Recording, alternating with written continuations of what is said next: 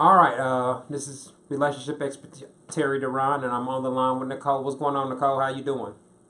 Hey, how you doing?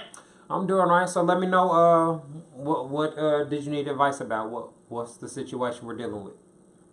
Okay, I am in an age gap relationship. I've been with him for about 1 year now. He is really nice to me, really good to me. What's the age gap? He's 48 and I am 33. He's very well established in his career and in life. So it's a 15-year gap. Yes. Okay. He's also a widower. Okay. Yeah. So we've been dating, I mean, not dating, we've been in a committed relationship for about a year now, as I stated before. I find myself, I guess now that we've been together for a while, I find myself getting a little bit clingy at times. I don't want to be the clingy or naggy girlfriend. So I guess my advice really would be is how do I be his peace? How do I be a better woman to him? How do I, you know, Well, how do I, in order to be better, yeah. is that's dependent on what you're doing. That's either bad or creating problems. But if you're just talking specifically about the need to be clingy or needy, well, that's usually a result of a woman not having her own interests in her own life.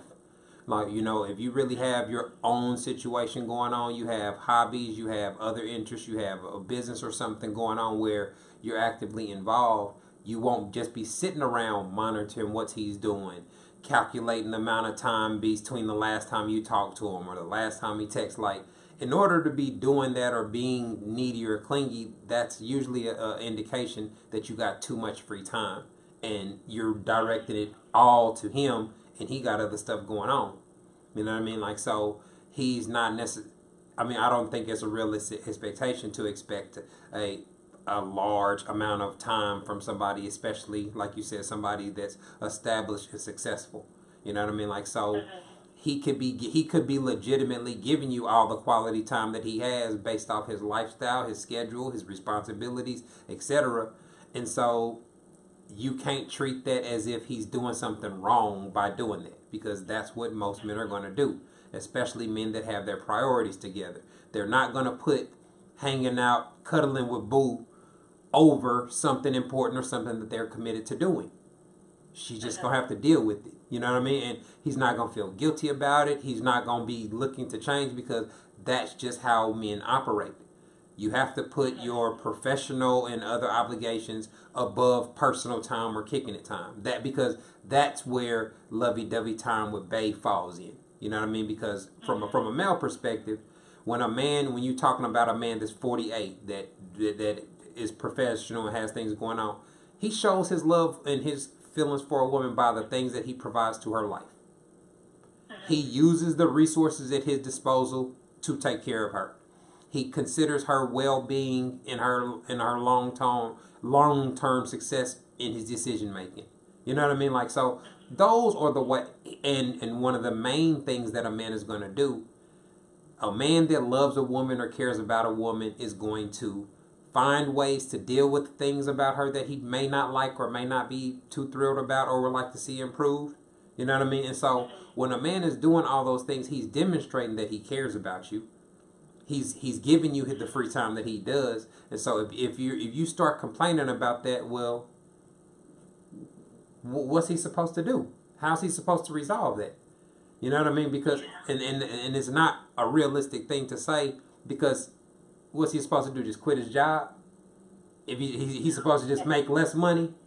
He's supposed to be a real man and just give up all his obligations and commitments because he want to go chill with his girl? Like, would we really be taught? Would we have a high level of respect for a man that operated like that? No. No. Would he be a successful businessman operating like that? No. No. Would that put him in a position to be able to take care of himself and his family? No, it's not going. Yeah. So it's not. That's not a reasonable expectation to have. You know what I mean? So whether you can improve or not largely depends on what you're doing. What are your expectations realistic? You know what I mean? So when you say you're nagging, give me some examples of what you mean. Like he helped, I guess you can say he's like a developer kind of. Okay. He recently moved from one project to another, and this project is really taking a lot of time, like a lot of our time away. And I just find myself missing him more, wanting to be with him more. But like you said, that's not really realistic to want to be there all the time, and for him to be able to be there all the time. Right. I mean, he has to do what he has to do. As long as he is finding time or making time with the time that he does have available, it'd be different if he had this new project and his time with you is dwindled away, but he still got time to play golf. It's still time to go poker. Still got like if he still got all kind of leisure time and you're just being excluded. That's completely different than a man being boggled down and tied up with his responsibilities. You know what I mean? And so a lot of women struggle with making that differentiation. They see all these memes. You make time for what you want, and they just expect a busy man to just, oh yeah, you did. I know you got more work. I know you're busier at your job, but I'm going to ignore all that and still expect you to spend more time with me or a significant. That's not realistic. And so eventually it becomes it pushes a man to a point where he has to decide whether you worth the headache. Damn, she know my situation. She know I'm dealing with this $8 million project. She's heard me complain. She's heard me on the phone arguing with these contractors and all this, and she's still tripping with me about not having time. That a woman that would do that is difficult to build with long term. That's what I don't want to start doing. Yeah, I mean, and so you have to occupy your time. You have to be doing other things to where you're not tripping about his time. You know what I mean? Like you have other things that you have to do. You're busy. You have places you have to go. You know what I mean? Like so, when you have two people that are busy, that are productive, that are doing their thing, you don't have one person just sitting around with a stopwatch counting how many hours it's been since y'all spent time together. How many days it's been since y'all went out to dinner. Like some people just don't have that luxury. You know what I mean? And having the understanding to understand the context of what his lifestyle is and what he's bringing to the table. If he's giving you the time that he has available, that's really as good as you can ask for from a man on that level. You know what I mean? Like he could easily be spending that time with somebody else. He's choosing to spend it with you. He could easily be using his resources to benefit someone else. He's using them to benefit you. You know what I mean? Like so, don't push him into a position where he feels guilty for making money. He feels like you make him feel guilty for putting his job and his career first, because that's very hypocritical from a male standpoint. Because he'll be hypocrite if you started this conversation off about my man won't work. He only works part time. Like that would be the opposite conversation. You know what I mean? Like so. Yeah. It's hypocritical to complain about a man that's grinding, getting his money, when that's what men are expected to do. You know what I mean? Like so, it don't sound like you have any real problems. This sounds like something that you can correct on your own by simply finding other people to spend your time with, other activities, whether that's joining a gym, joining a whatever your interests are. You can find other things to do. You can find other productive things to do while he's out being productive. You know what I'm saying, on his end. So sounds like you have the self-awareness to understand that your thinking and your neediness is a problem, and that's the first step to addressing it. You know what I mean? Like so, if you can identify that something is a negative behavior, it's relationship killing behavior, when you feel that way, you should have the self-awareness to be able to do something about it. Even if you just have to entertain yourself. You know what I mean? Like if you know he's busy, you know he's not gonna be off till 6:00. Don't be texting him what you're doing at 4:00 and at 4:30 and again at 5:15 and like that's annoying. You know what I mean? Like Yeah. if he tell you he gave you a breakdown of his day and you know what time he's gonna eat lunch, he hits you up and you talk to him while he ate lunch. Oh, I'm doing this. You talk to him a couple of times. Don't overdo it. Don't make it to where you expect him to speak to him 8 times a day. You know what I mean? Like that's not realistic. And so long as you make sure that you are having a realistic perspective on it, you should be good. This don't sound like no major issue unless you make it a major issue. Okay. Okay. Well, I appreciate you. I have one more, but I don't know if you have time for it. Well, you got a couple more minutes. What else you got? What else you got for me? One more. Okay. So my ex, the guy I was in a relationship before this relationship.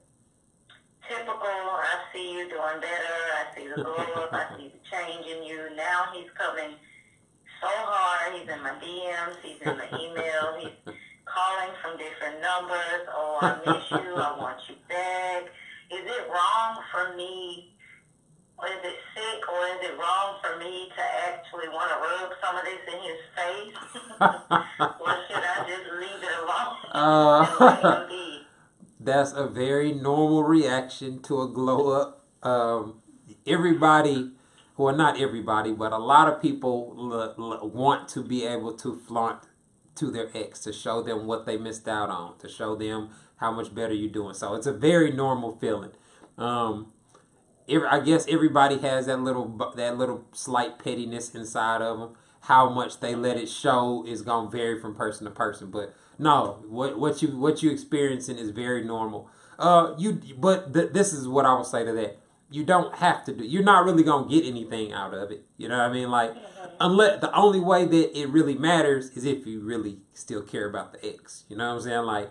Like people do that when they want the other person to notice the change in them. Like, he may still want to be with you. That's why he's hitting you up. That's why he's in your DM. That's why he's trying to show you he's a new man, which could very well be true.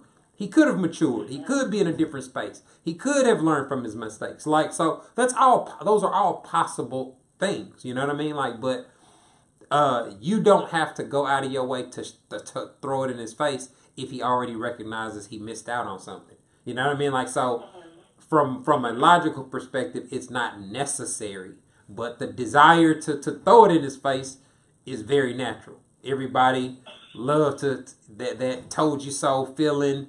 It feels good. You know what I mean? Like, so, nah, you just like everybody else when it comes to having that feeling. You know what I mean? Like, especially if he was the sole cause of the relationship failing. So, nah, that you know, people screenshot and post this type of stuff all the time. So this is something that's within the norm to feel when you got your ex crawling back and apologizing.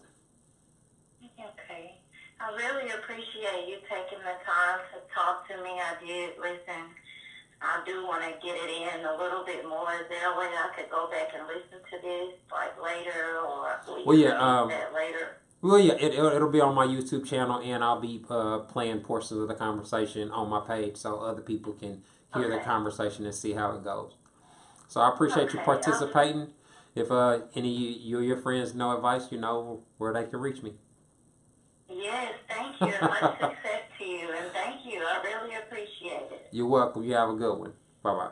You too. Bye.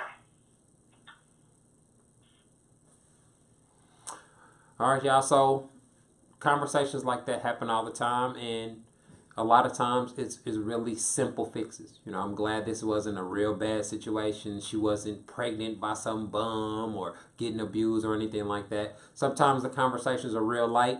Sometimes they're very complex, and there really isn't a solution.